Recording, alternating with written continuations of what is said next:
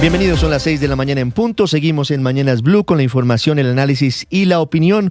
Hoy martes 16 de diciembre, con un amanecer sombrío, con un atentado terrorista en Cali que dejó 2 policías asesinados. Ocurrió en el barrio Mariano Ramos, muy cerca del Coliseo María Isabel Urrutia, en una zona populosa de la capital del Valle del Cauca. Las víctimas son 2 patrulleros que iban en una moto y a su paso fueron activados los explosivos. Hubo 2 detonaciones muy fuertes a las 3:50 de esta madrugada, la primera a las 4:10 de la mañana, la otra en la capital del Valle del Cauca. Fueron trasladados los 2 integrantes de la policía a la clínica Valle de Lili, donde finalmente se confirmó su muerte. Ya llegó el director de la policía de Cali al sitio y aunque no se ha confirmado cuál es el responsable de este atentado terrorista, ocurre en el marco del segundo día del paro armado, del paro terrorista que decretó el ELN, que deja 23 ataques en 6 departamentos. Antioquia, Cauca, norte de Santander, Santander y Cesar son las zonas más afectadas. Esa misma guerrilla, el ELN, atacó el oleoducto Caño Limón Coveñas en la Gloria Cesar, quemó un camión de carga en Cauca, en la vía panamericana, dejó abandonado un paquete con banderas del ELN muy cerca de Flandes y del Espinal en el departamento del Tolima, atravesó una tractomula en la vía Pelaya y Aguachica en el Cesar, y en Antioquia van 7 ataques. El más reciente es un hostigamiento en el sector de Valdivia, el mismo punto donde fue incinerado un bus de servicio público. Allí un niño resultó herido. Hay quejas de la población civil, hay quejas de la Cámara Colombiana de la Infraestructura y de los transportadores de carga porque son los blancos de estos ataques terroristas. En los peajes de Cabildo y La Lizama, en la Ruta del Sol 3, en las troncales del Magdalena y en la vía Popayán y Santander. Para el presidente Petro, ya no son los amigos del ELN, ya no son los hermanos, como lo llamó hasta hace algunos días. Ayer les dijo traquetos disfrazados de guerrilleros y le dio la orden al ministro de Defensa de actuar para que en Navidad no maten a nadie. Esa orden lamentablemente no ha podido ser cumplida. Ya hay al menos 2 víctimas fatales en este paro terrorista del ELN, un paro desde todo punto de vista absurdo. 1, porque son un grupo criminal y no tienen derecho alguno a hacerlo, y 2, porque el pretexto es en contra del presidente de Estados Unidos, Donald Trump. En segundos, el panorama de orden público en el país, muy complicado en este comienzo de la etapa definitiva de diciembre. Les hablaré también en minutos de política. Ganó Paloma Valencia, la senadora, fue elegida como la candidata única del Centro Democrático a la presidencia de la República, derrotando a María Fernanda Cabal y a Paola Holguín. Paloma Valencia, a quien ustedes ven en el acto llevado a cabo este lunes en el Capitolio Nacional, fue elegida por 2 mecanismos: una encuesta nacional hecha por la firma chilena CADEM con 2.109 entrevistas y una consulta interna a los militantes del partido que hizo la firma Panel Ciudadano, también chilena.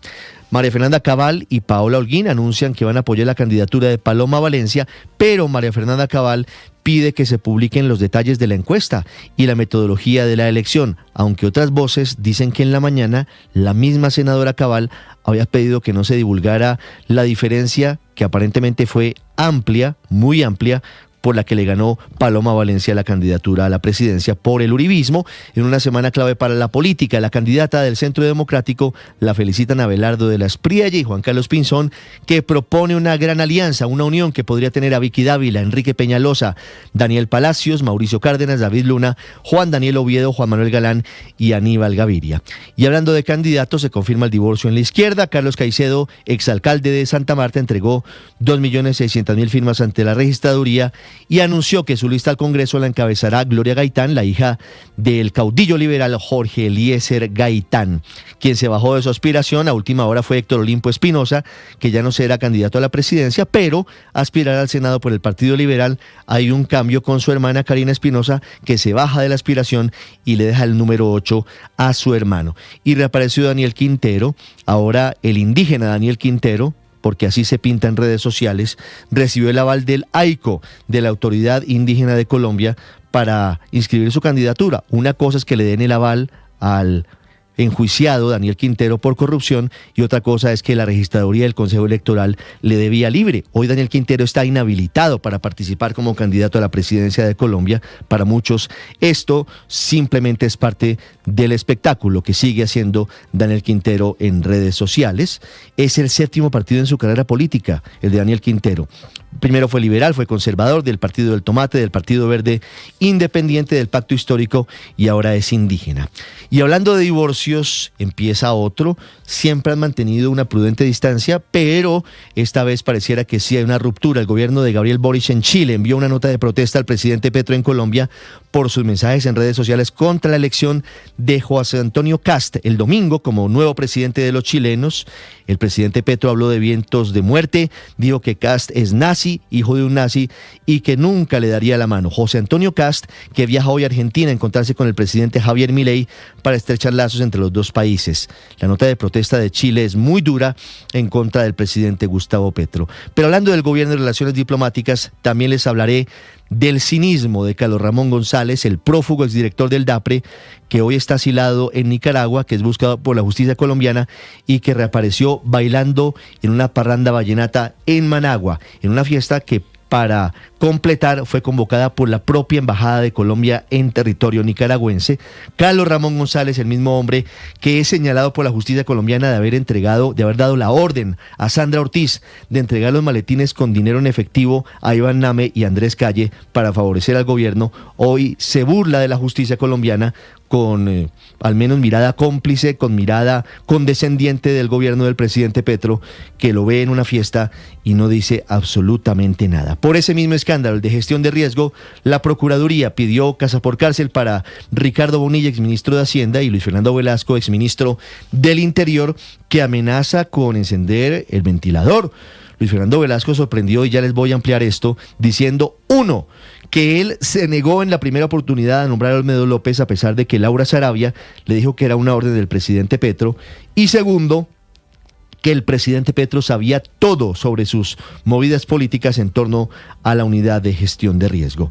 Y hablando de cinismo en el gobierno, se pronunció el ministro de Salud, Guillermo Alfonso Jaramillo, sobre el incidente de desacato que inició en su contra la Corte Constitucional por no haber ajustado la unidad de pago por capitación, que es el recurso clave para que no se marchite el sistema de salud. El ministro Jaramillo, en tono burlón, dijo que le pregunten a Papá Noel por qué no pueden pedir a un gobierno al que le negaron la reforma tributaria. Como quien dice, el ministro dejó en manos de Papá Noel el futuro de la reforma a la salud, mientras mueren pacientes, mientras la gente hace filas, mientras no hay autorizaciones y mientras no hay medicamentos. Les voy a hablar también de lo que está pasando con el salario mínimo para el año entrante. No hubo concertación. El presidente Petro podría decretarlo en las próximas horas. De hecho, estuvo reunido anoche con los ministros del Interior y de Trabajo, y hoy podría darse ese anuncio. Se da por descontado que ese incremento será de 2 dígitos, es decir, de más del 10%. Y hoy es la gran final del fútbol colombiano. Junior, con media estrella en el bolsillo, después del 3-0 llega a Ibagué, donde el Deportes Tolima espera un milagro. A las 7:30 de la noche se define la estrella de Navidad, que podría ser la número 11 para el Junior o la 4ª para el Deportes Tolima. Y vemos el banderazo que anoche los hinchas del Tolima con pólvora llevaron para animar a su equipo en un partido muy difícil, pero que todavía tiene abierta la serie. Para algunos muy complicado, pero para otros la esperanza es lo último que se pierde. Con transmisión desde las 7 de la noche aquí en las frecuencias de Blue Radio. Bienvenidos, 6-9 minutos. Hoy, inicio de la novena de aguinaldos para todos, inicio en firme de la temporada navideña. Vamos a continuación con lo más importante de Colombia y del mundo en el resumen en Voces y Sonidos en Mañanas Blue. 2 policías fueron asesinados en medio de un atentado terrorista registrado esta madrugada en el barrio Mariano Ramos, al suroriente de Cali. La patrulla atendía a un llamado de la comunidad cuando al paso de la motocicleta con los uniformados fue activada una carga explosiva en esta zona residencial de la capital vallecaucana.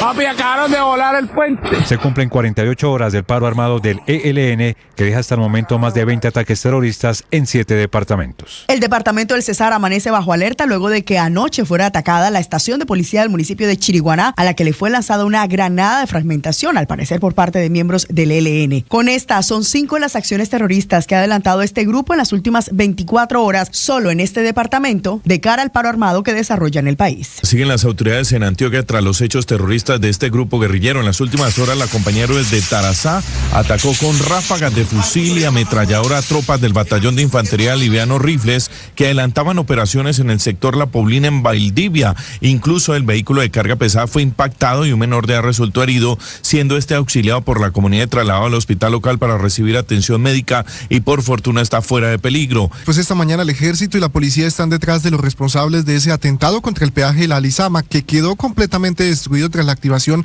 de una motobomba la madrugada del lunes 15 de diciembre. El general William Quintero es el comandante de la región quinta de la policía. Por eso estamos con la máxima alerta del departamento de Santander, Magdalena Medio y la ciudad de Bucaramanga, con el fin de evitar alguna acción delincuencial y criminal en esa zona del país.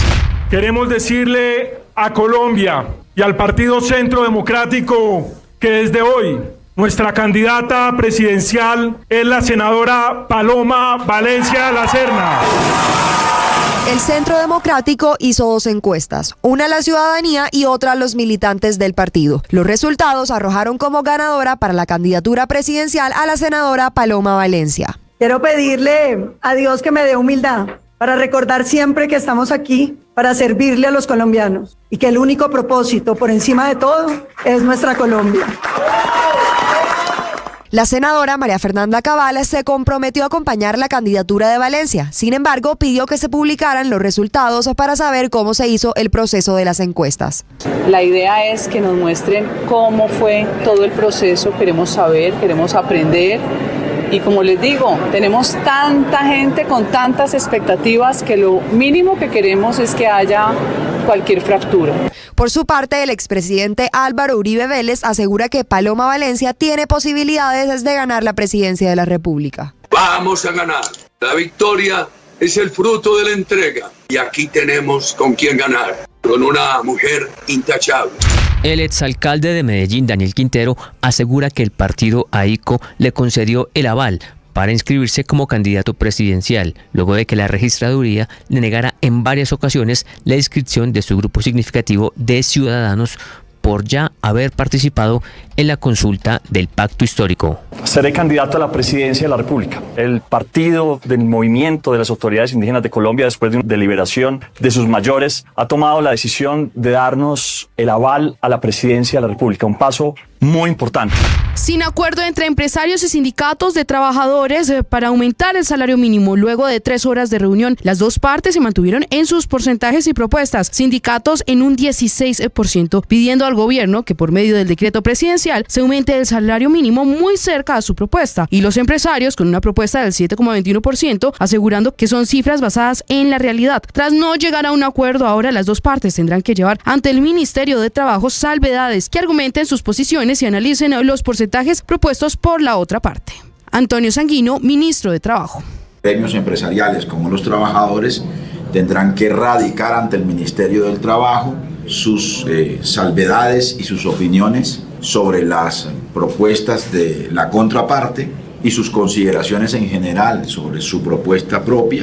Los abogados defensores de los exministros Ricardo Bonilla y Luis Fernando Velasco rechazaron la solicitud de detención domiciliaria en el caso de corrupción de la Unidad Nacional para la Gestión del Riesgo, al señalar que la Fiscalía no presentó pruebas sólidas que demuestren supuestas órdenes directas o participación activa de los altos funcionarios. Los abogados calificaron como lícitas las actuaciones atribuidas a Bonilla y cuestionaron la credibilidad de los testimonios clave, mientras que Velasco aseguró que fue involucrado por un testigo interesado tras no cumplir una orden del presidente Gustavo Petro de asignarle un cargo directivo a Olmedo López. Me pidieron desde la presidencia de la República, la doctora Laura Sarabia, nombrar al doctor Olmedo en la dirección, en uno de los cargos directivos de la Unidad de Gestión de Riesgo, y yo no lo nombré. Carlos Ramón González, prófugo de la justicia colombiana y señalado de encabezar el entramado de corrupción de la Unidad Nacional de Gestión del Riesgo, fue visto el jueves 11 de diciembre bailando y disfrutando de una fiesta vallenata en el Teatro Nacional Rubén Darío de Nicaragua.